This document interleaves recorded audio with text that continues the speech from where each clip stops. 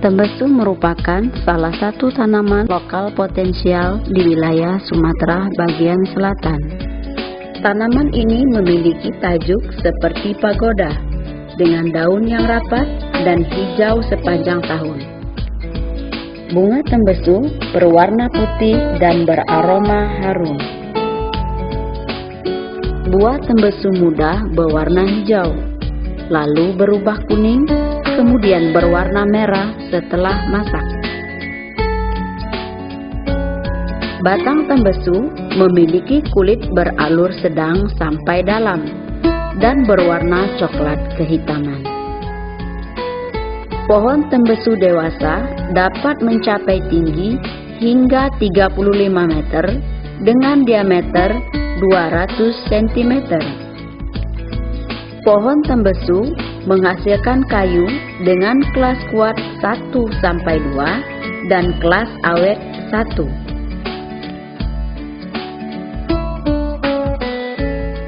Bapak mengkayu kayu tembesu, kelebihannya itu apa sebenarnya? Kelebihannya banyak, Pak.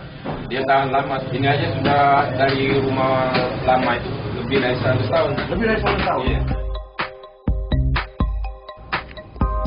Karena sifatnya yang kuat dan sangat awet, kayu ini banyak digunakan untuk tiang penyangga, konstruksi rumah, kapal, dan jembatan.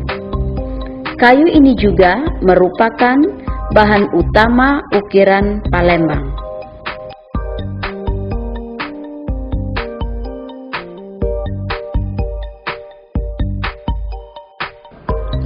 Tembesu sangat populer di Sumatera bagian selatan. Dikenal sebagai kayu raja karena dalam sejarah Sriwijaya, raja sangat menyukai kayu tembesu dan selalu menganjurkan rakyatnya untuk menanam pohon tembesu. Tembesu ini memiliki nilai ekonomi yang tinggi.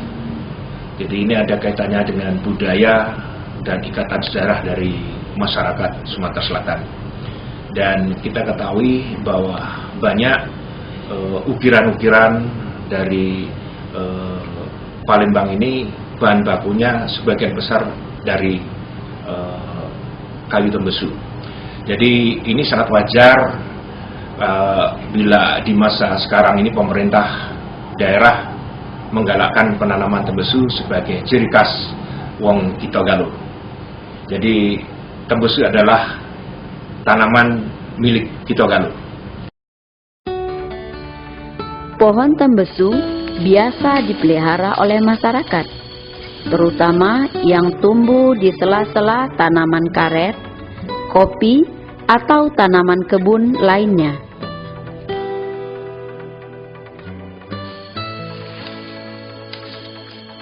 Waktunya Bang, masak nasi.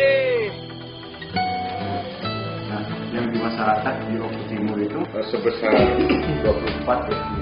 Berlatar belakang tembesu sebagai tanaman lokal potensial Sumatera bagian selatan, Balai Penelitian Kehutanan Palembang dalam kurun waktu 10 tahun terakhir telah ambil bagian dalam melakukan penelitian tentang tembesu.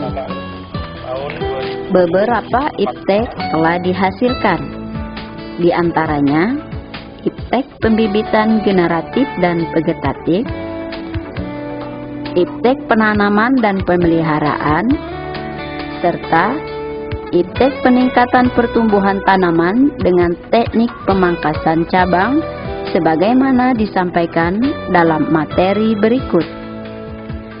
Dua karakter alami tembesu yang menjadi titik lemahnya adalah percabangan yang sangat banyak dan pertumbuhannya yang lambat.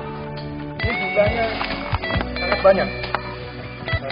Jadi, percabangan yang banyak ini menyebabkan biomas terbagi ke cabang. Cabang-cabang ini perlu dipangkas agar energi terfokus untuk pertumbuhan batang utama tembesu.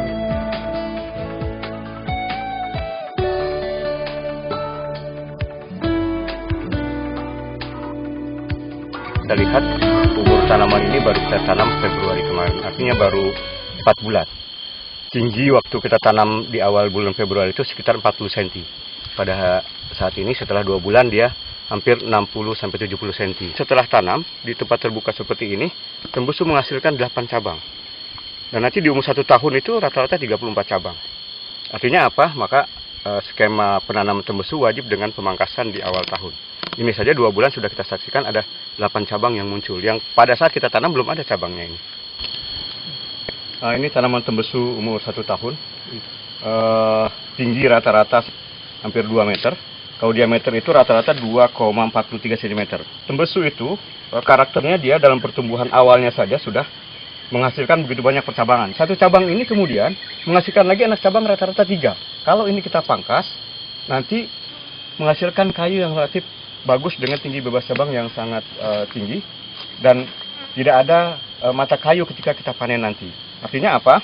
Kalau dia tidak dipangkas maka kualitas kayunya nanti akan menurun karena begitu banyak cabang dan diameternya tidak tumbuh secara maksimal. Informasi yang lain tentang pemangkasan, ternyata pemangkasan yang dilakukan pada umur 3 tahun itu telat, tidak menghasilkan pertumbuhan yang berbeda nyata antara yang dipangkas dengan tidak dipangkas. Maka dia harus dipangkas di pertumbuhan awal, yaitu di sebelum umur 1 tahun. Mungkin Saudara Imam akan mempraktekkan bagaimana cara memangkas yang baik. Ya. Pemangkasan cabang tadi sudah dijelaskan fungsinya untuk mengurangi energi di cabang, kemudian energi itu digunakan untuk pertumbuhan tanaman. Bila mana kita potong, pangkas di bagian 1 ruas, menghasilkan sisa 1 ruas, maka di bagian ini akan muncul tunas yang baru. Sehingga tunas baru tersebut akan tumbuh menjadi cabang baru, dan itu akan menguras energi tanaman. Sehingga teknik mangkas yang benar ini harus agak mepet pada batang utama. Contohnya adalah seperti ini. Nah, sebelah sini seperti ini. Kalau sampai dengan seukuran jempol tangan, maka kita bisa pakai gunting stek.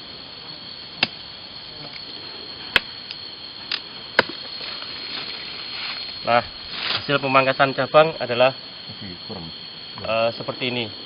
Jadi ini coba kita pangkas lagi, sehingga total sisa dari tajuk itu adalah 40% dari tinggi total. Nah, sekarang tembusunya kelihatan lebih cantik dan bagus batangnya.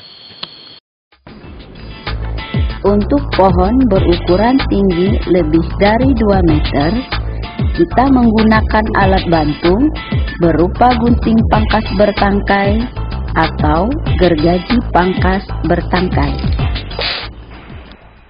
Ini salah satu alat pangkas yang cukup sederhana dan ini sangat bagus manfaatnya karena dia bisa dipanjangkan alat ini sampai 2,5 meter. Kalau kebutuhan nanti lebih panjang lagi, kita bisa tambah lagi dengan pipa dengan cara yang sederhana. Jadi ini tinggal memutar aja ke kiri, dia akan mengendor. Kemudian kita putar lagi ke kanan, dia akan mengencang. Nah, pisaunya ini dia sangat tajam. Mari kita lihat contoh barangkali ya, satu kita pangkas. Nah, setidaknya harus dekat dengan, silakan 1 cm lah dengan batang utamanya. Ini kita tinggal menarik saja, yang ini nggak usah kita tahan, kita tarik. Hasil penelitian menunjukkan bahwa pemangkasan yang dilakukan pada tanaman tembesu umur 16 bulan mampu meningkatkan rata area pertumbuhan diameter batang sebesar 24,88% pada umur 3 tahun.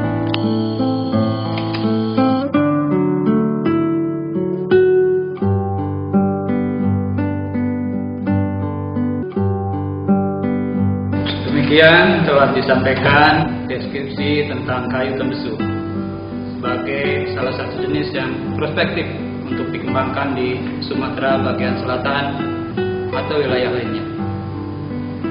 Sajian dokumenter ini merupakan hasil penelitian dari para peneliti Balai Penelitian Kehutanan Palembang. Untuk itu saya ucapkan terima kasih. Tentunya sangat besar harapan kami bahwa sajian ini dapat memberi manfaat pengetahuan untuk para pemirsa atau para petani, dunia usaha atau instansi lain yang bergerak dalam pembangunan kehutanan tentunya. Demikian, wassalamualaikum warahmatullahi wabarakatuh.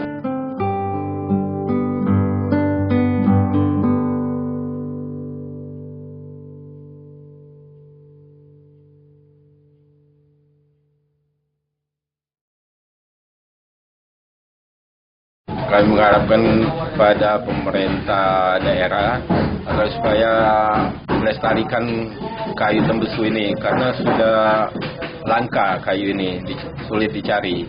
Jadi kalau kami untuk mengembangkan ukiran ini, terpaksa ngambil kayu-kayu bongkaran rumah, yang rumah-rumah limas itu. Itulah kami harapkan dari pemerintah.